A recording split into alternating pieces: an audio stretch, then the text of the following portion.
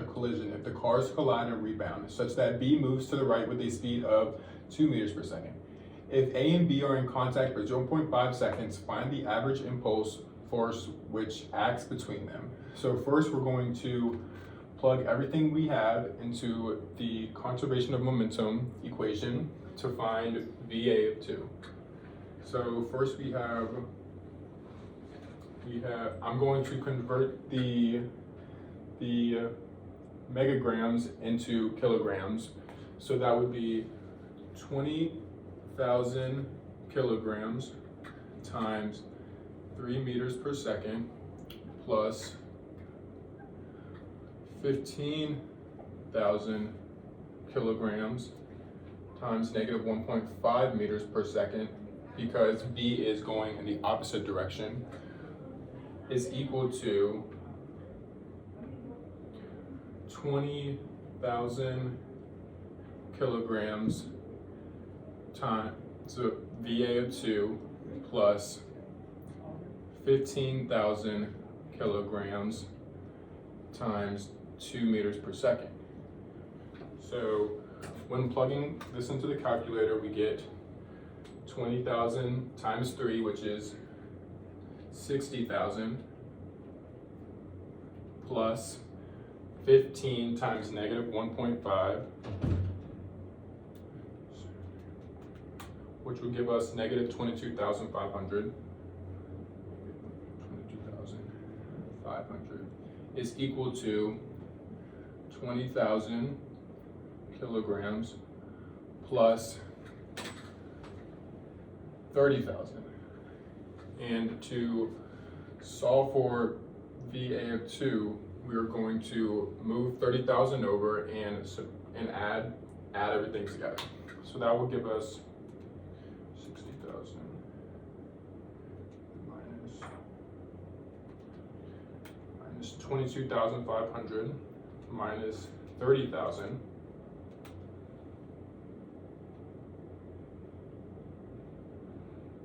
One second. 22,500 minus 30,000 equals 7,500 is equal to 20,000 kilograms VA of 2. And that will be V is equal to 75,000 divided by be 0.375 milliseconds. And that is how you find VA of 2. All right, for the second half of this problem, to find the average impulse force that acts between the two cars, we're going to use this equation for the conservation of momentum, impulse and momentum, and also this equation for average force. So here we have VA1 is given to us as 3 meters per second. We just found VA2, and so velocity here is positive, so it's still moving in this direction, and the force is going opposite, so the force will actually be negative. So plugging into this equation, we have the 20,000 times VA1, which is 3. It'll be minus the force equals 20,000 again times VA2. And from here, we can actually just rearrange this equation as the average force times delta T is equal to this integral. And then we can use that and sub that in here. And once we add this all up, we'll have 20,000 times 3, 20,000 times 0.375.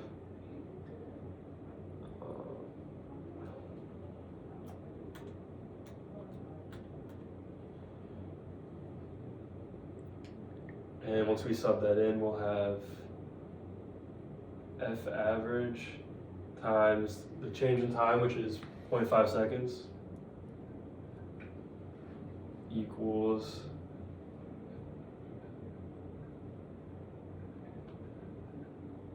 and then divided by 0.5. We get the average force is equal to 105,000 newtons, or 105 kilonewtons. Okay, we're going to start off with the problem 15.9, which is a question and the problem stating the bag A, having a weight of 6 pounds, is released from rest at the position of 0 degrees, as shown right here. After falling to 90 degrees, it strikes an 18-pound box B, that's right here. If the coefficient of restitution between the bag and the box is E equals 0.5, determine the velocities of the bag and the box just after impact. And also, what is the loss of energy during the collision? All right, so to start this problem off, we're obviously going to start with our givens.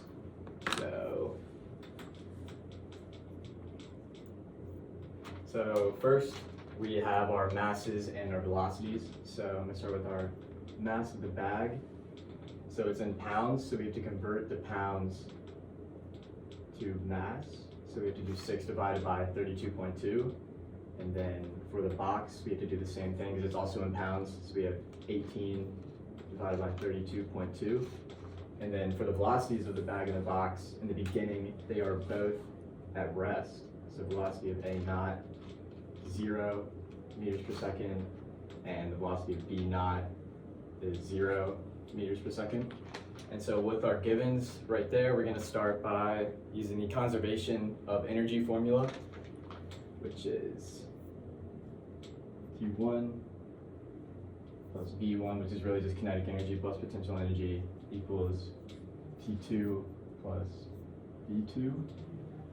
And because our velocities are both 0 at rest, those are going to go away, and it's just going to be 0 equals T2 plus V2.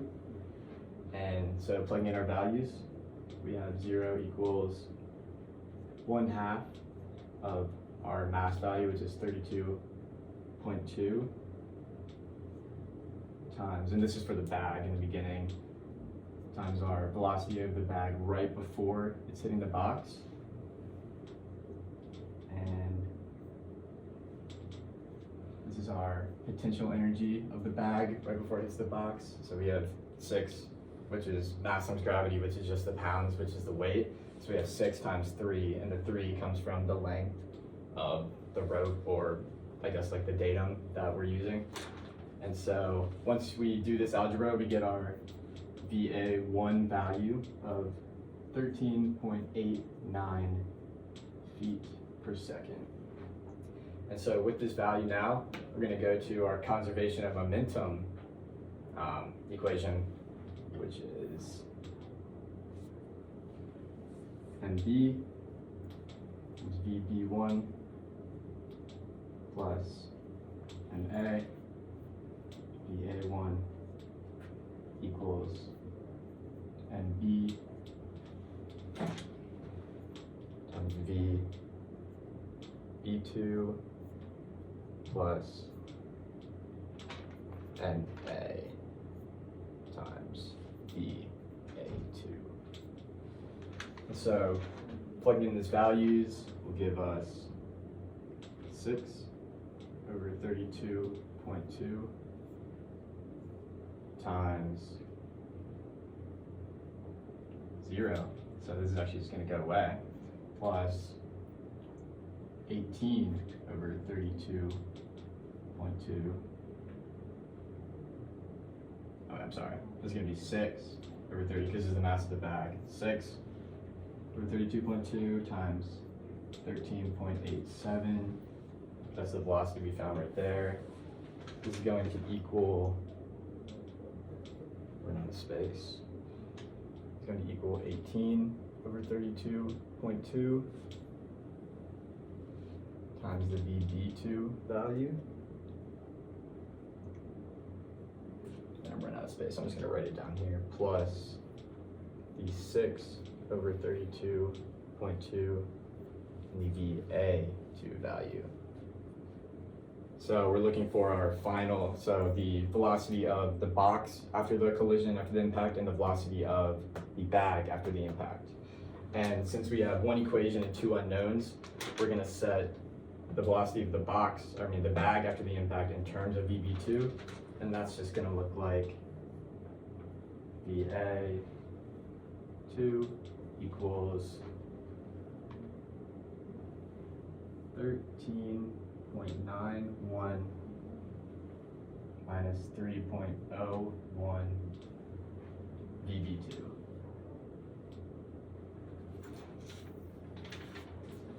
And I guess I'll erase this so Sergio can have more room, and he's gonna take it from here. Okay, so we're gonna start off where Ryan left off, which is the velocity of the bag after the collision, which equals this right here, 13.191 minus 3.101 in terms of the velocity of the box after collision as well. So since we have two unknown variables, we're gonna use the equation of the coefficient of restitution, which is E equals the velocity of the box after collision minus the velocity of the bag after collision over the velocity of the bag initial minus the velocity of the box initial. And so since we have E as a given, which is 0.15 over there, we can plug in E, which now we can also plug in this equation right here as VA2 in this equation.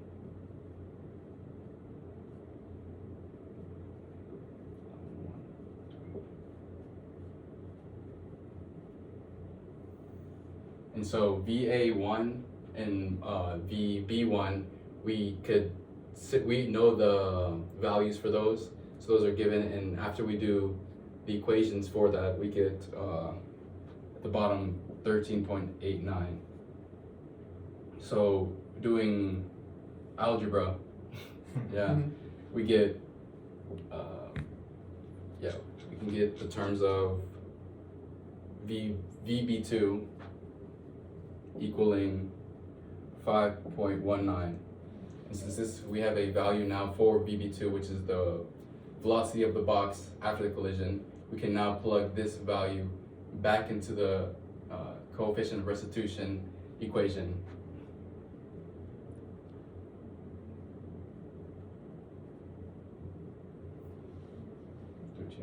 .89. And so now we only have one unknown variable, and that's simple math, which we can, well, not simple math, but if you know what you're doing, VA2 would come to a conclusion of negative 1.71 feet per second as velocity. And since it's negative, already, I guess it's telling us that our bag is going to rebound to the right, since we had our graph in the directions of X going positive to the left and Y, I guess, Y going positive down. Yeah. And so now, since it's a negative, we can assume that that bag is going to rebound to the right. So we could just say rebound right. So now we have both of our velocities after the collision of the box and the bag. And with this, now we move on to the loss of energy during the collision, which is the equation we're going to be using is the principle of work and energy, which is the sum of kinetic energy plus the sum of work, kinetic energy of the collision before the collision, and the sum of the kinetic energy after the collision. And the sum of kinetic energy of the bag was moving, so we have that value going as this, but the sum of the box was not moving at all, so we have that as 0. Now we add that as well to the work.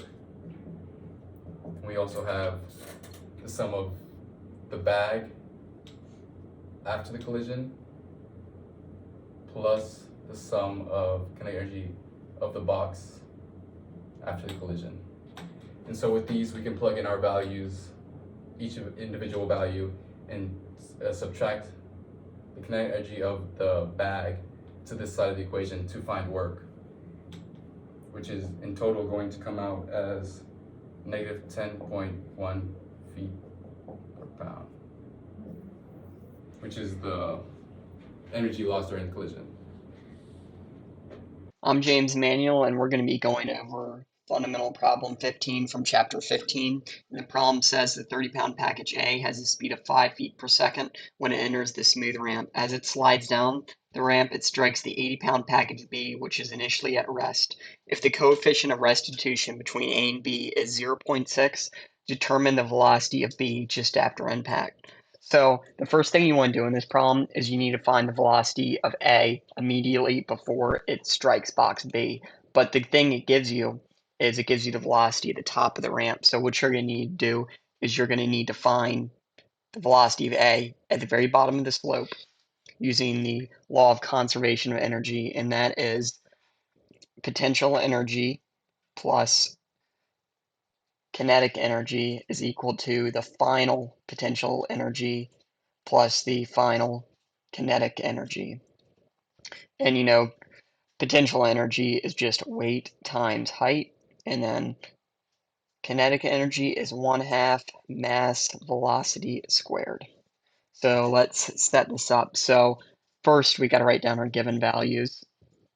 So we know the weight is equal to 30 pounds. We'll call this A because first thing, we're just going to split this up into 2 problems, and we are going to just solve for the velocity of A. So think of this like doing 2 problems, and we're going to set the datum right here.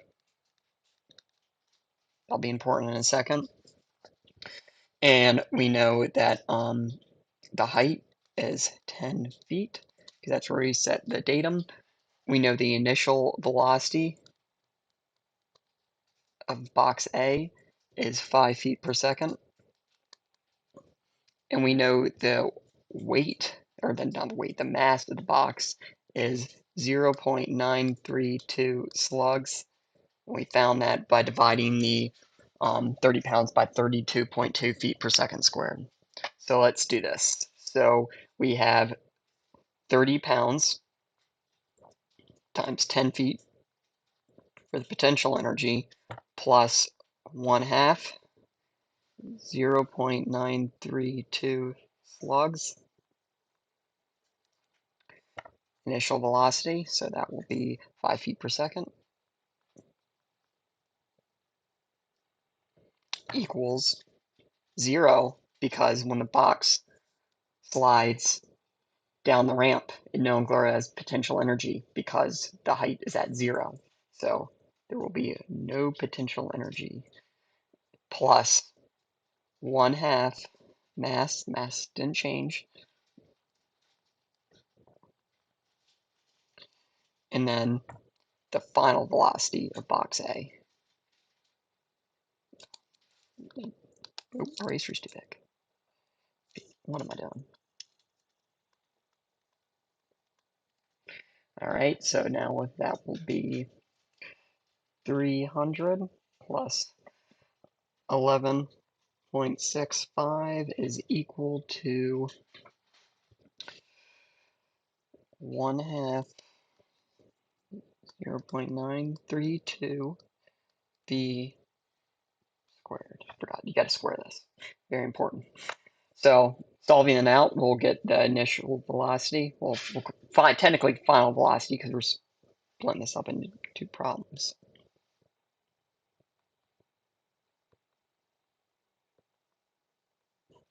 So now we know that when the box A slides down the ramp, it will be traveling at 25.8 feet per second immediately before it strikes box B. So now we just found the initial velocity of box A, but since I'm just going to draw it out to explain it a bit better.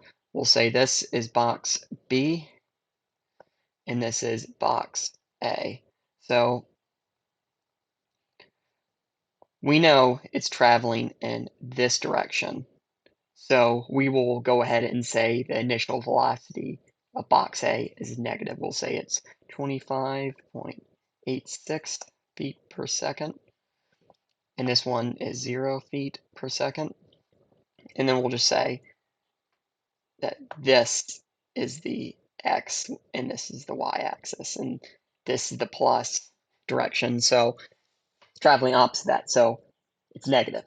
So for the second part of the problem, we'll just go ahead and write down our given values. So given, we know the velocity of box B initially is 0 feet per second. We know the initial velocity of box A will be 25.86 feet per second, but it'll be negative. So we'll say negative 25.86 feet per second. We know the coefficient of restitution is 0.6. We know the mass of box A is 0.932 slugs. We know the mass of box B is 2.48 slugs. These two weren't given. We had to calculate those, but that's simply done just by dividing pounds by 32.2 feet per second squared. So the formula we're going to use is impulse and momentum formula for two particles. So it will be the mass of A times the initial velocity of A. That's supposed to be a 1. Plus the mass of B times the initial velocity of B. But since it's at rest, that will just go to 0. Equal to the mass of A times the final velocity of A plus the mass of B times the final velocity of B. That's going to be 0.932 slugs times negative 25.86 feet per second equals, not equals, yes, equals, because this equals 0. So the mass of A, 0.932 slugs. We don't know this, so this is going to be variable. Plus the mass of B, we know that, 2.48 slugs. And this is also another variable. It is unknown. So when you solve all that out, it'll be negative 24.1 is equal to 0.932 final velocity of A plus 2.48 times the final velocity of B. So you can see that there is two unknowns. There'd be no way to solve this unless they gave us the coefficient of restitution, which they did. So the formula for the coefficient of restitution is E is equal to, let me get a bigger pen. E is equal to the final velocity of B minus the final velocity of A divided by the initial velocity of A minus the initial velocity of B. So now we can just plug in everything. 0.6 is equal to VB minus VA divided by, since the box B is initially at rest, this would just go to 0. So it would just be the initial velocity at A, and we know that is negative 25.86 feet per second. So once you finally multiply everything out, you will get final velocity of A is equal to the final velocity of B plus 15.52. And what you want to do is you will plug it into here to find the final velocity of box B. So let's go ahead and do that. So we get negative 24.1 is equals to 0.932 And then we got VB squared, not squared, just 2, throwing me off, plus 15.52 plus 2.48 VB. All right, so now you could finally solve for the final velocity at B. So what you're going to do is finally, once you solve it out, you will have negative 38.56 is equal to 3.412 final velocity of B. And then finally, for final answer, final velocity of B is going to be negative 11.3 feet per second. That's our answer. So I'll just go over again what we did. So what we did was we knew the initial velocity of A before it slid down the ramp. We calculated the velocity of box A at the bottom of the ramp immediately before striking B, and then we decided to use the impulse and momentum formula for two particles right here. And then we were given the coefficient of restitution, so we're able to create two equations with two unknowns and solve for the velocity of B. Okay, so I'm about to do example 1510. So first, we have to attain the velocity of the ball right before it strikes the ceiling using energy methods. And then we must consider the impulse and momentum between the ball and the ceiling. And then by again using energy methods. So first, we're gonna put y equals y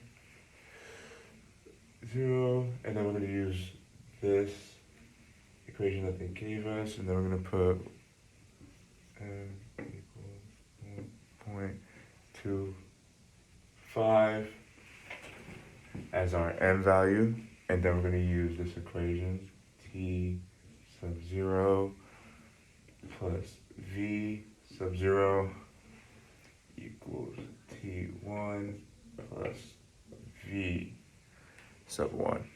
And then we're also going to use this other equation. So it's going to be 1 half, and then m v b, and then 0 minus w b y 0 plus 1 half a s squared, which equals 1 half m v b,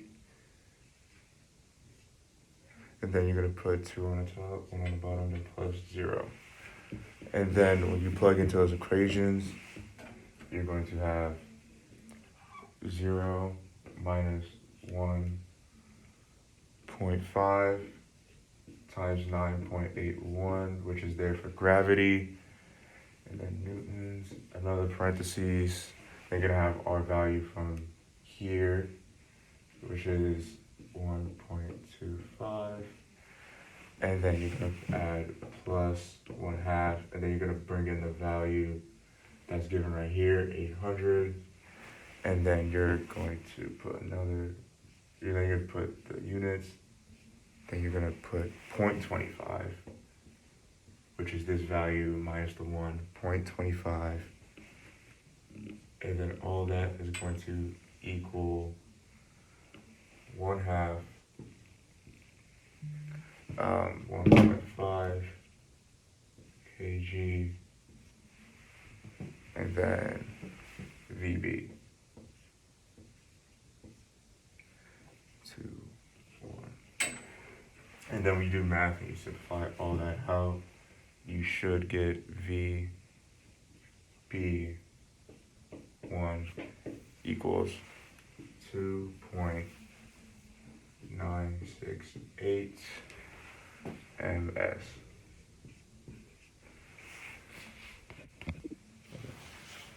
All right, so we just found the value for VB1, and we're going to need to find the value of V after, so VB2, and we can do that by using the coefficient of restitution here.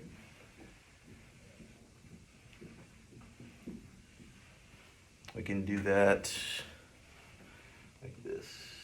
VB2. Now this will equal to 0, and so will this. So we're just left with plugging this into here. Now if you simplify this down, you'll find that VB2 equals 2.374 meters per second.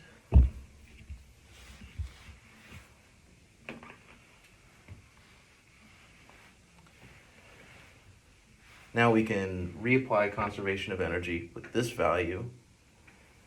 So we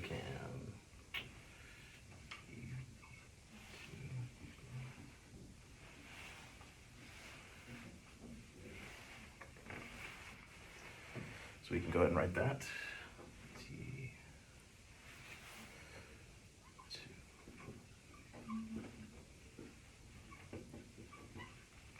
So we expand this out and we get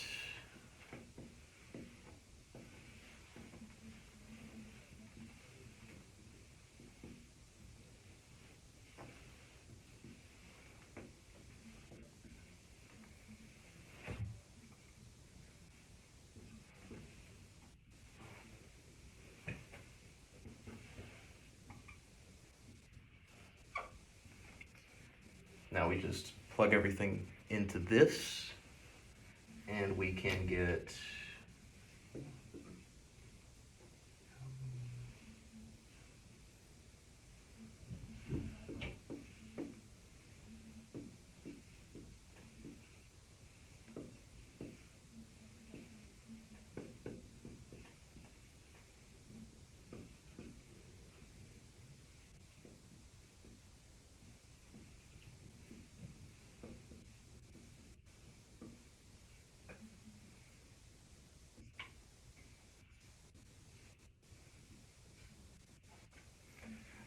now if you solve this equation for VB2, or VB3, sorry, you can find, sorry about that.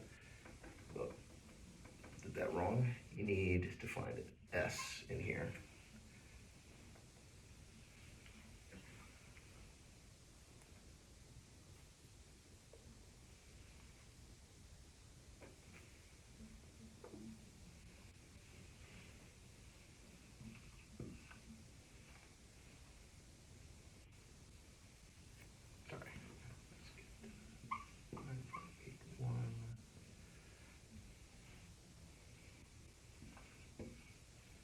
Sorry, you need to have gravitational potential energy here. That was a bit of a mistake.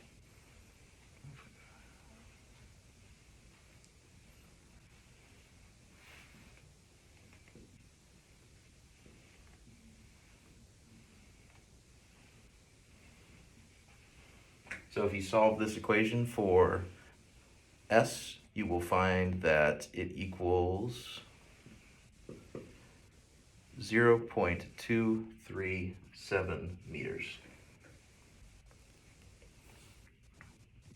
So today we're going to be doing problem 1500 in the textbook. And when working with an angular momentum problem, first we will need to look at our equations that we have. So the equation for angular momentum itself is H, which is angular momentum, equals D times M times V.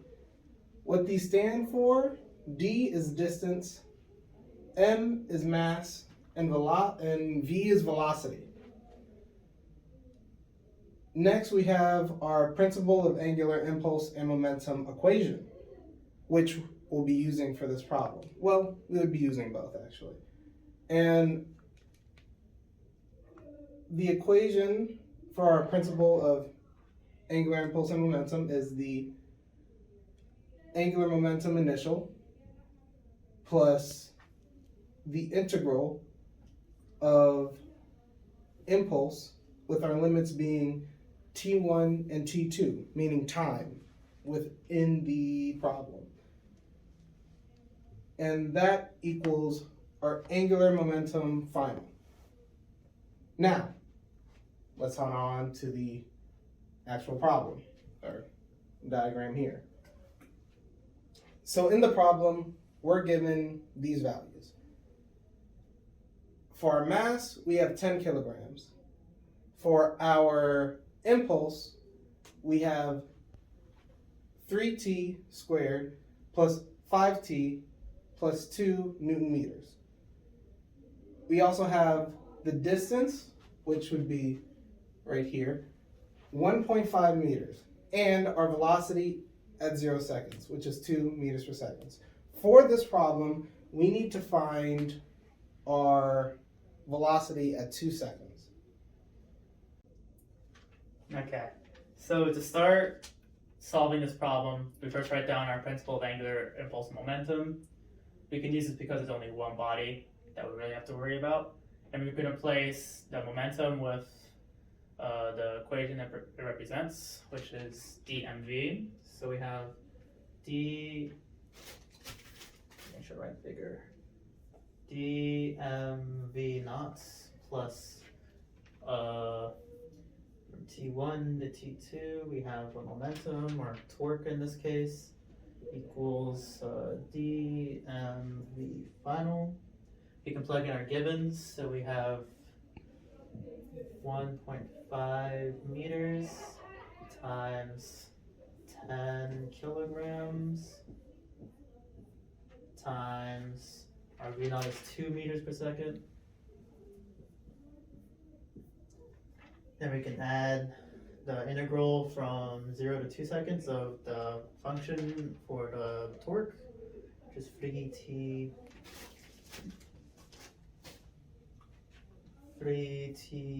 squared plus 5t plus 2 Newton meters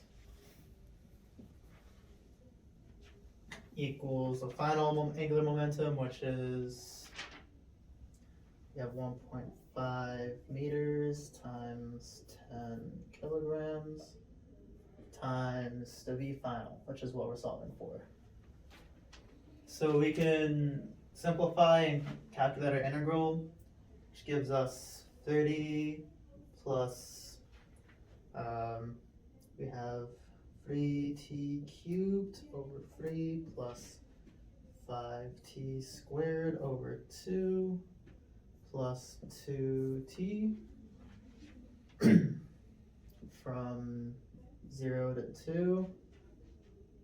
Yeah.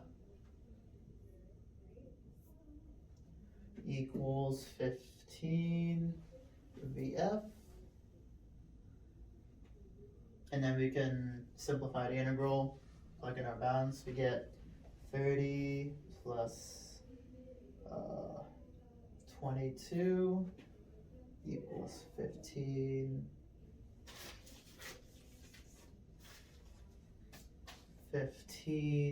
VF. Really simple algebra or arithmetic. We have v final equals 3.467 meters per second.